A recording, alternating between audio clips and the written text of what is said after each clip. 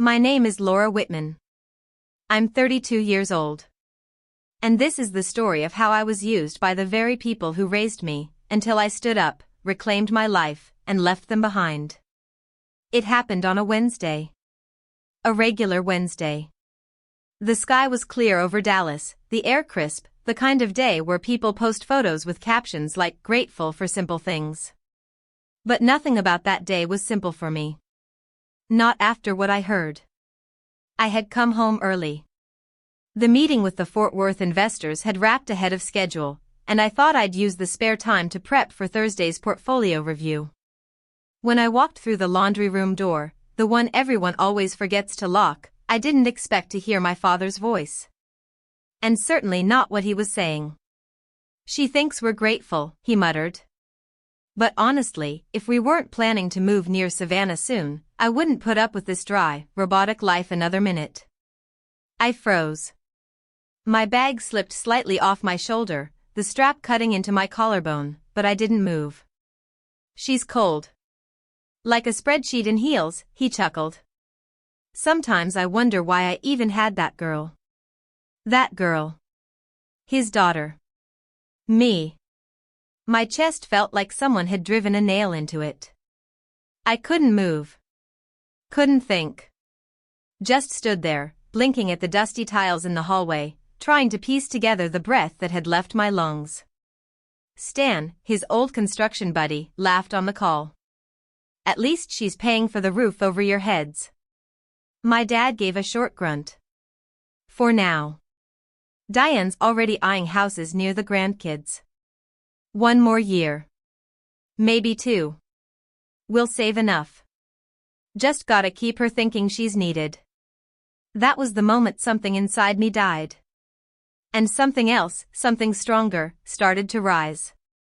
For 3 years, I had paid for that house. A 4-bedroom, $830,000 home with a pool, 3 baths, and an open-plan kitchen my mother adored. I bought it after becoming CFO at one of the top real estate investment firms downtown. It was supposed to be my reward. My space. My peace. But my parents moved in just weeks after I closed. My younger brother Clay tagged along too, 25, no job, no ambition, still blaming the system for getting expelled from college for plagiarism. "Just temporary," my mom had said. "Until your dad finds work again. Until Clay finds his footing." They never left. Not once. I paid for the mortgage. For utilities. For food. For my dad's car insurance and my mom's new recliner. I even paid off a few quiet debts Clay racked up on credit cards I never authorized. But none of that hurt as much as hearing those 9 words. "Sometimes I wonder why I even had that girl." I left without saying a word. Backed out of the driveway so quietly even Tank, our bulldog, didn't wake. I drove to my best friend Nina's place in Uptown, parked, and stared out the windshield for what must have been an hour. When she opened her door, saw my face, she didn't ask anything. Just said, "Tea or tequila?" I picked tea. I needed clarity. That night, I told her everything. The years of carrying the financial weight. The casual indifference. The quiet resentment. The constant comparisons to my cousin Savannah, who married young, had 3 kids, and lived in a modest house near Tyler. She never worked a day outside the home. Yet she was the one who knows how to live, according to my dad. I thought saying it out loud would hurt more. But it didn't. What hurt was realizing how long I'd stayed silent. How long I'd confused endurance with love. "You don't owe them your soul just because they share your blood," Nina said gently. "If a stranger used you like this, you'd have walked away years ago." I didn't reply. I just stared at the steam rising from the mug and wondered, if I'd left earlier, would I feel less hollow? But I didn't leave. Not then. I went back the next day, like always. Ate dinner with them like always. Smiled when Clay asked if I could cover his DoorDash again, because he was waiting for his freelance invoice. Nodded when my mom said the church roof needed donations, and would I mind giving $200 this month? I played the part. But that weekend, I opened a new folder on my laptop. The title? Exit Plan. Confidential.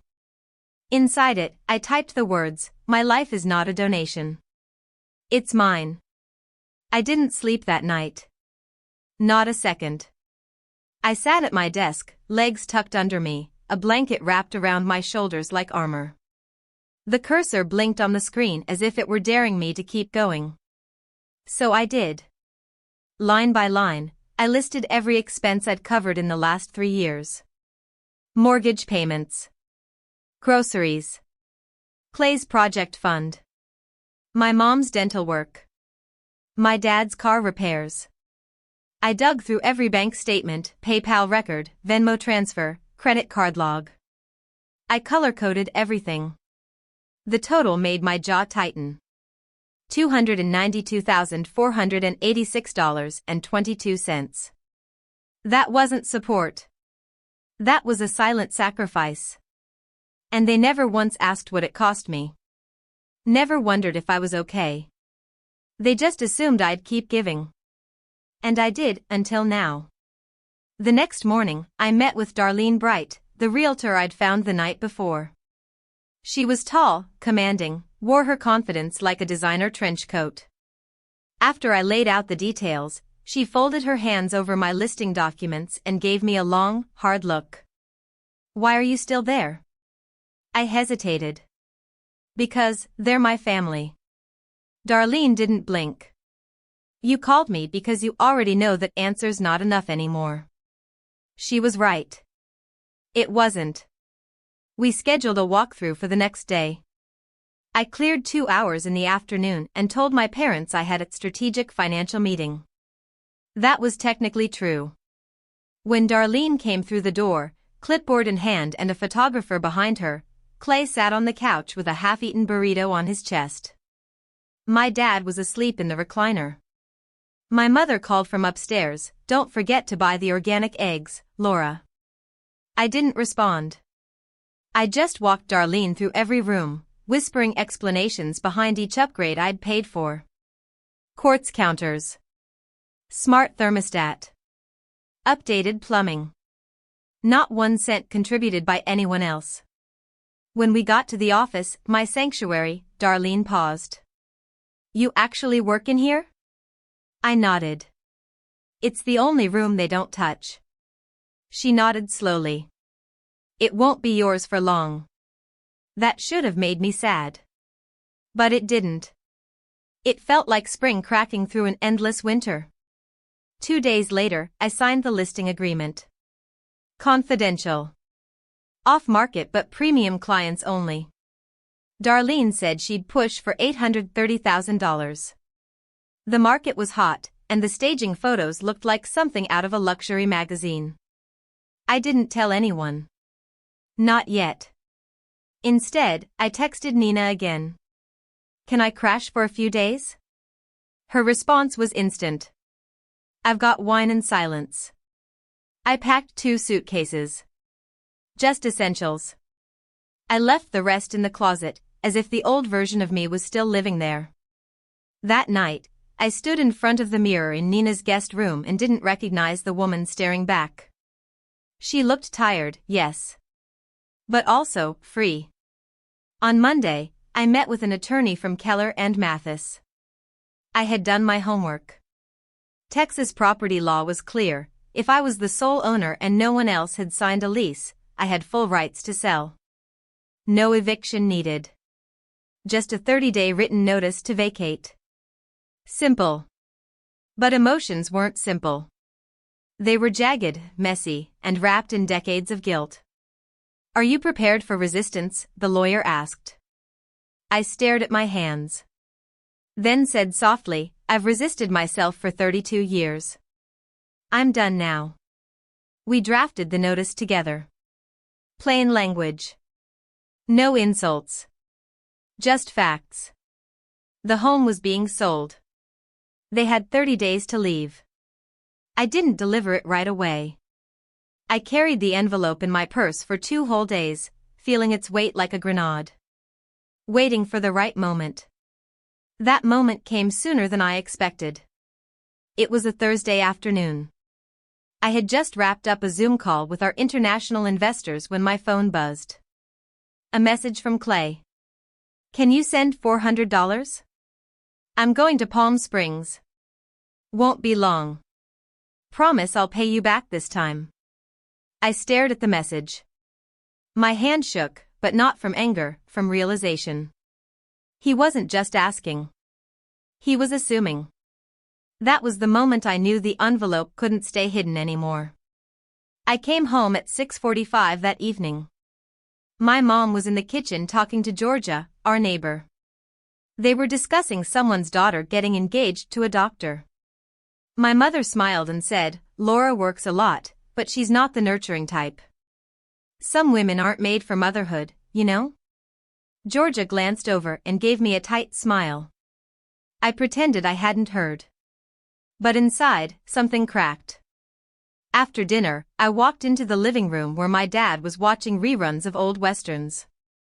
I placed the envelope on the coffee table. "What's this?" he asked. "A letter," I said. "You might want to read it." He tore it open lazily, then sat up straight. My mom looked over his shoulder, her smile dissolving. Clay peeked in from the hallway, still wearing his headset. "You're selling the house?" my mother said, voice thin. "I am." "But where are we going to go?" Clay asked. "That's not my concern anymore," I said, steady and low. "You have 30 days. I suggest you use them wisely." My dad stood, shaking.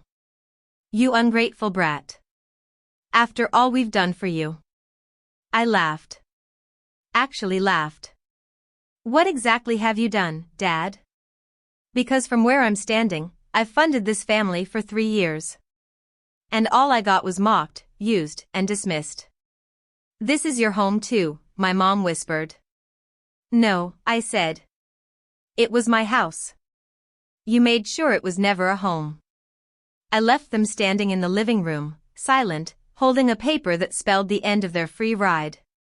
Upstairs, I grabbed the last of my things, a framed photo from college, the watch my mentor gave me, and the copy of The Alchemist I reread every time I'm about to change everything.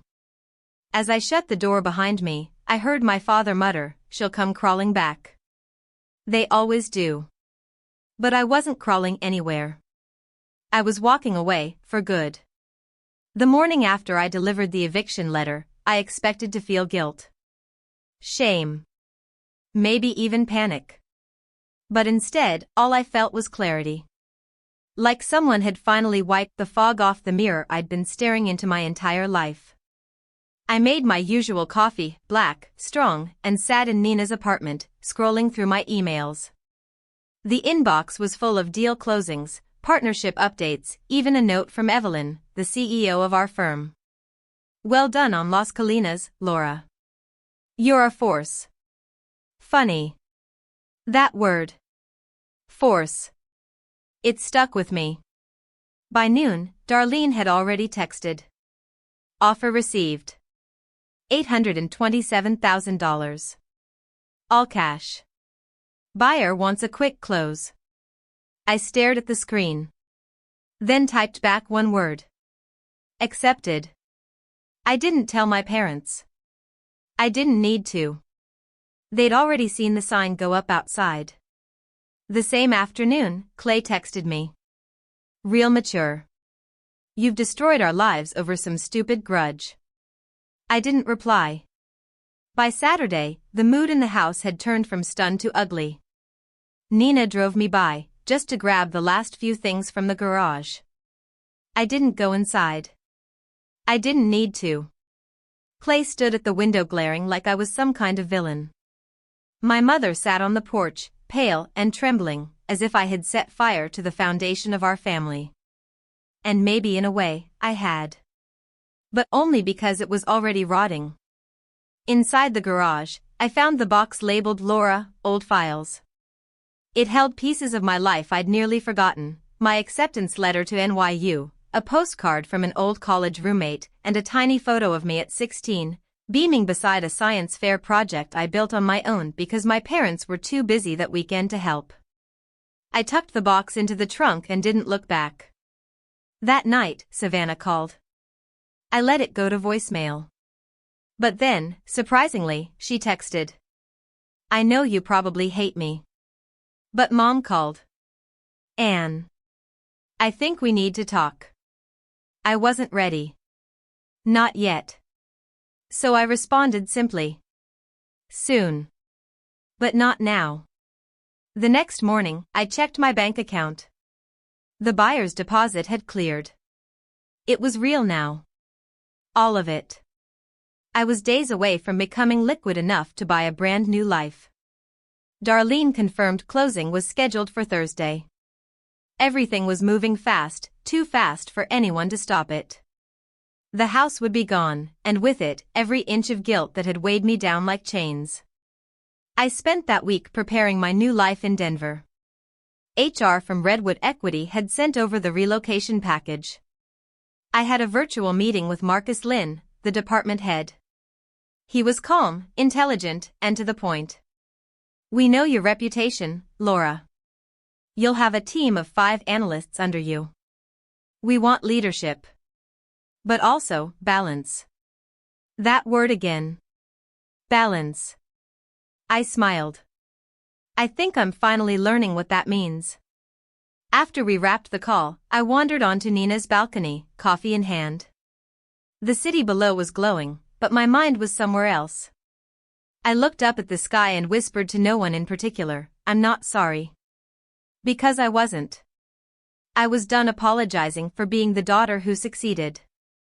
Done minimizing myself so my parents could feel big. Done paying for other people's comfort while silently suffocating. I called Savannah that afternoon. She picked up after one ring. Hey, she said, cautiously. I wasn't sure you'd actually call. I almost didn't. I get it. We sat in silence for a second, the weight of 3 decades between us. I found out, she finally said, her voice trembling, that the money for my kids' school, for the house repairs last year, that all of it came from you. I closed my eyes. They said it was from their savings. That they were helping me. Like always. I didn't speak. I didn't have to. And you never said a word, Savannah continued, her voice cracking. Why? Because I thought, maybe if I gave enough, they'd finally love me. Not just use me. Another pause. I believed I was the favorite, she whispered. But I think I was just the excuse. The reason to keep asking you for more. You were a pawn, Savannah. Just like I was a provider. None of us ever got to just be daughters. That landed with a thud between us. And for the first time, I felt a strange kind of connection with her. Not envy. Not resentment. Just truth. I'm sorry, she said. For bragging all those years. For acting like I had it all figured out. You didn't know, I replied. And now you do. That's enough. We talked for another 15 minutes. Nothing dramatic. Nothing teary. Just 2 women trying to unravel the same twisted thread of family manipulation. Before we hung up, she asked, what will you do now? Move, I said. Start over. Do you think you'll ever come back? I hesitated. Maybe. But not as the daughter who saves everyone. Savannah didn't reply right away. Then she said something I never thought I'd hear from her. I hope you never have to. That night, I slept for 8 hours straight for the first time in months. Thursday morning arrived like the soft click of a long-closed lock sliding open. I stood outside the white brick house on Pine Valley Drive, the one I'd paid for, maintained, and sacrificed my peace to keep. But this time, I wasn't walking in as the obedient daughter. I was arriving as its sole owner, one with closing documents in her leather folder and freedom in her lungs. Darlene met me at 10 a.m. sharp, looking crisp in her blazer, clipboard in hand. You ready? She asked. I nodded. Let's close it. Inside, the buyers were already seated. A young couple from California, new to Dallas, pregnant with their first child, looking for a quiet place to raise their family. I looked at them and didn't feel bitterness or jealousy. I felt peace. They signed. I signed. Keys exchanged. Darlene shook my hand. You did it, she said quietly, before stepping out to greet the buyer's attorney. I sat for a moment in that empty living room, no furniture left, no yelling in the background, no demands. Just sunlight filtering through the shutters. I traced the ridges of the key in my hand one last time, then placed it on the table. No ceremony. No tears. Just an ending that had been waiting far too long. Outside, I walked down the path toward my car. My mother stood across the street by George's lawn, arms folded, eyes wide. Clay was slumped on the porch stairs, phone in hand. My father wasn't visible, probably inside, fuming. Neither of them said anything. They just watched. I opened my car door, stepped in, and drove away. Not fast. Not running. Just gone. The wire transfer hit my account the next morning. After taxes, after fees, I had over $760,000 sitting in my personal account. Combined with my savings and investment portfolio, I was financially freer than I'd ever been. I didn't feel triumphant. I felt steady. Denver was waiting. The HR team at Redwood Equity had already booked my flight, and I'd rented a temporary apartment downtown, a 6th-floor unit with wide windows and a view of the mountains. My moving truck was scheduled to arrive 3 days later. Nina drove me to the airport. She didn't say much, but right before I walked through security, she hugged me so tightly I could barely breathe. You're not running, she whispered. You're returning to yourself. I nodded. Couldn't speak. She pulled back, grinning through watery eyes. Text me as soon as you land. First thing. The flight to Denver was smooth. Quiet. I watched clouds drift by like memories too light to carry anymore. When the plane touched down, something shifted inside me. For the first time in years, I was landing somewhere not for a business meeting, not to rescue someone, not to fulfill a role, but for me. The air in Denver felt different. Crisp, but not cold. Like the universe inhaling just before exhaling something new. My apartment was smaller than the house I'd left, but it felt twice as spacious. No nagging voices. No clutter. Just clean light, hardwood floors, and the distant hum of life outside a window I'd chosen. I unpacked slowly. Deliberately. Box by box, item by item, I created a space that reflected no one's expectations but mine. The oil painting I bought in college. The white ceramic vase Nina gave me after my promotion. A photo of me and her on Galveston Beach, arms wrapped tight around each other, wind in our hair. It wasn't fancy. But it was mine. My first day at Redwood Equity arrived with the kind of nerves I hadn't felt in years. New city. New colleagues. New start. I wore a navy pantsuit, sharp, elegant, and walked in like I belonged. Because I did. Marcus Lynn met me in the lobby. His handshake was firm but warm. Glad you made it, he said. Let's not waste time. This is your office. It wasn't huge, but the window faced the Rockies, and that was enough. My team was small, a mix of young analysts and 2 experienced associates. Jamie, one of the analysts, had fiery red hair, round glasses, and the kind of fast brain I immediately admired. You're not as scary as I thought you'd be, she joked after our first meeting. Give it time, I teased. Work was intense, but different. No one treated me like a mule. No one assumed I'd fix everything alone.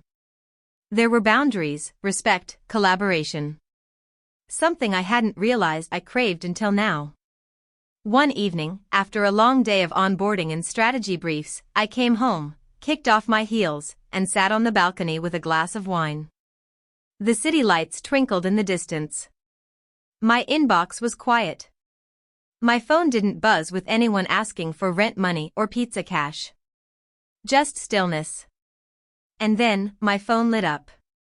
A message from Clay. I know you probably hate me.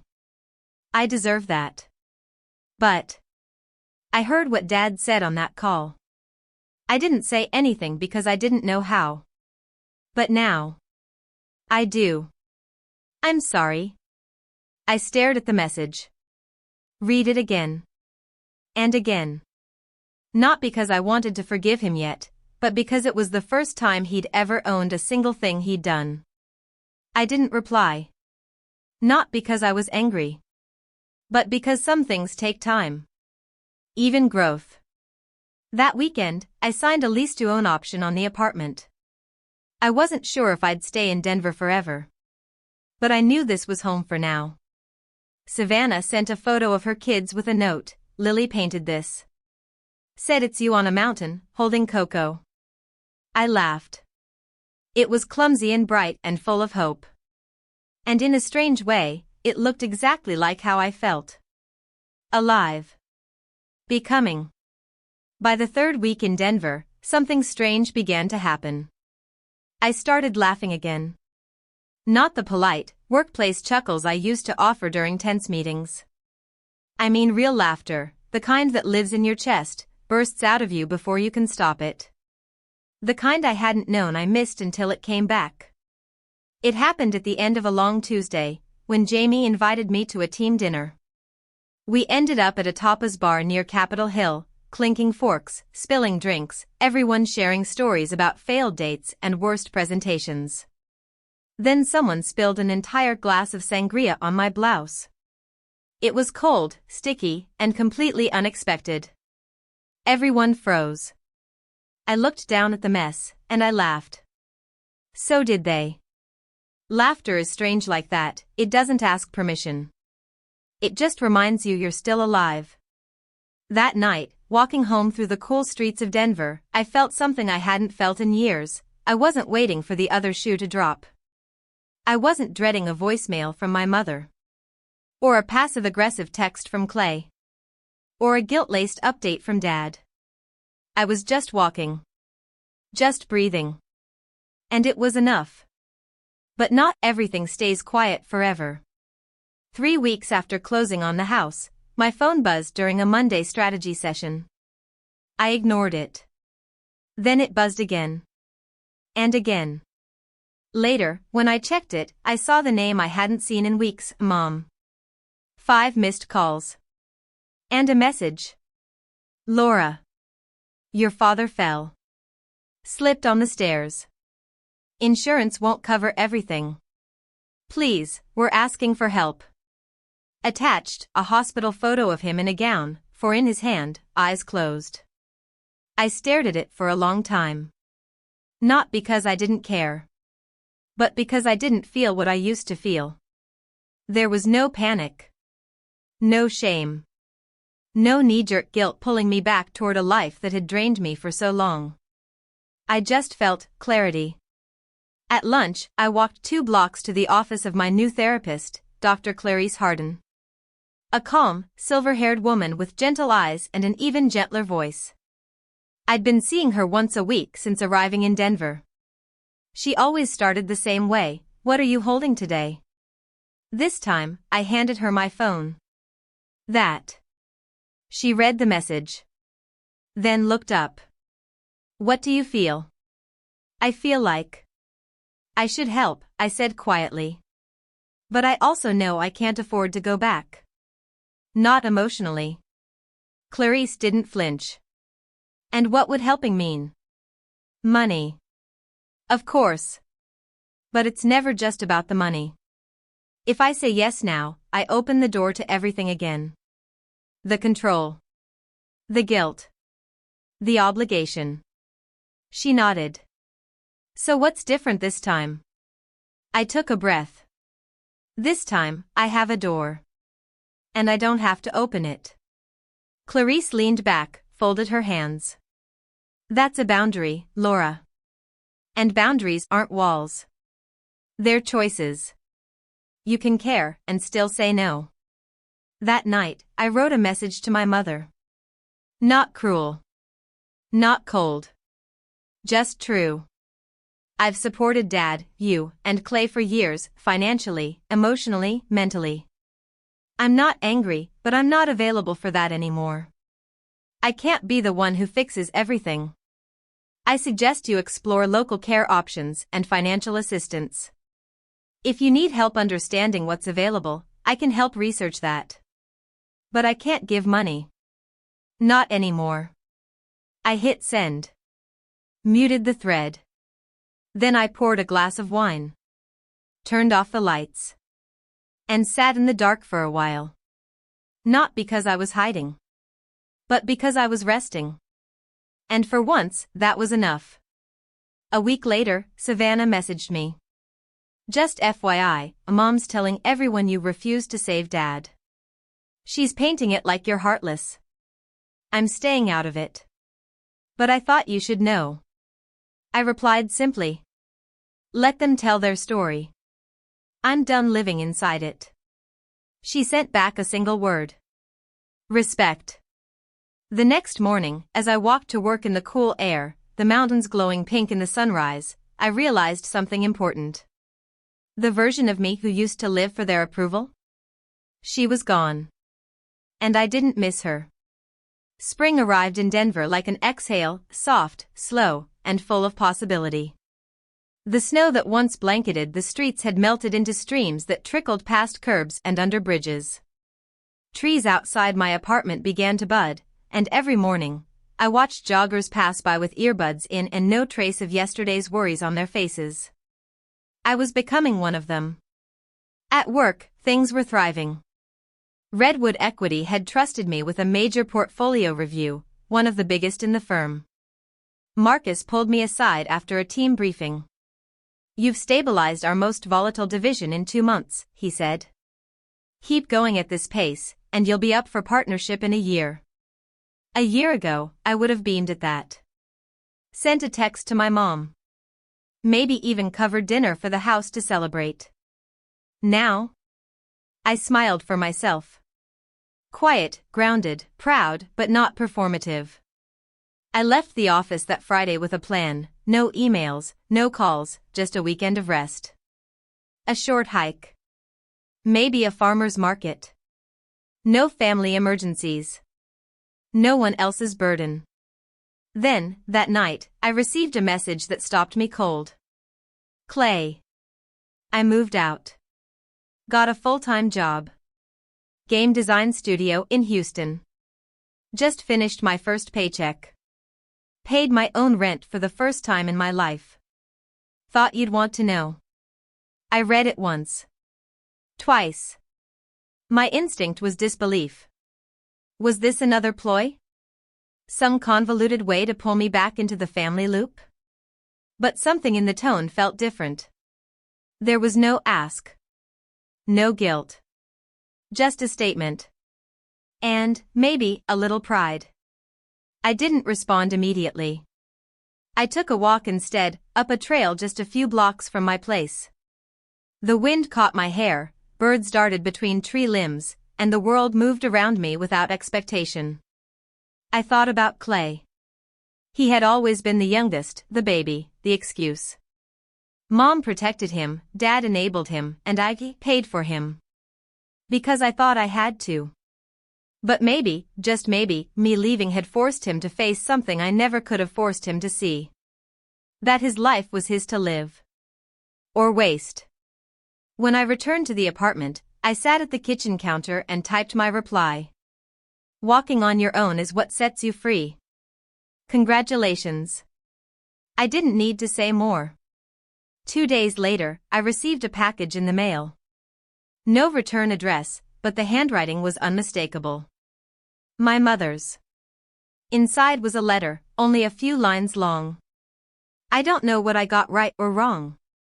But the house has felt emptier since you left. If the chance comes, I hope to see you someday. Not to ask for anything.